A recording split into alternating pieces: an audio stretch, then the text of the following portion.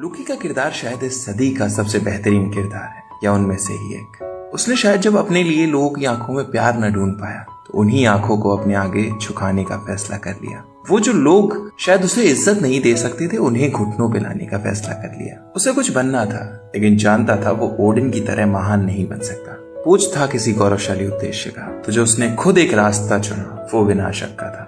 लेकिन ओडिन ने ना शायद एक बार कहा था कि तुम दोनों में से इस तख्त पे बेशक एक ही बैठेगा, लेकिन ये याद रखना कि तुम दोनों का ही जन्म राजा बनने के लिए हुआ है। और शायद इसलिए लोकी के मुकद्दर में ना कुछ बेहतर करने का लिखा था, कुछ बेहतर बनना लिखा था, कुछ ऐसा जिसपे ओडिन को नाज हो, कुछ ऐसा जिसपे थॉर को नाज हो। शरारत के देवता पे थॉर को नाज नहीं था, मगर यकीनन उसे लोकी पे नाज था। और इस कहानी के अंत में भी ना उसने वही चुना जो उसे होना चाहिए था। इस रास्ते पे जिस गौरवशाली उद्देश्य को अपना बोझ कहता था, वही उसका मुकद्दर था। लोगों को सिखा कर कि हर कोई बदला जा सकता है, सिर्फ दूसरे मौके की तलाश है।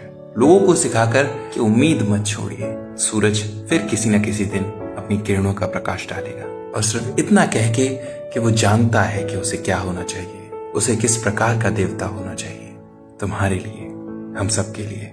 और वो चल पड़ा उस रास्ते पे जो उसकी तकदीर थी। लेकिन आंखें ना एक आखिरी बार शायद थॉर को ढूंढ रही हो, शायद ओडिन को ढूंढ रही हो, शायद मोबियस या शायद सिल्वी, लेकिन वो मुड़ा नहीं। जानता था कि जैसे ही हु रिमेन्स बनना उसकी किस्मत है, वैसे ही अकेले रहना।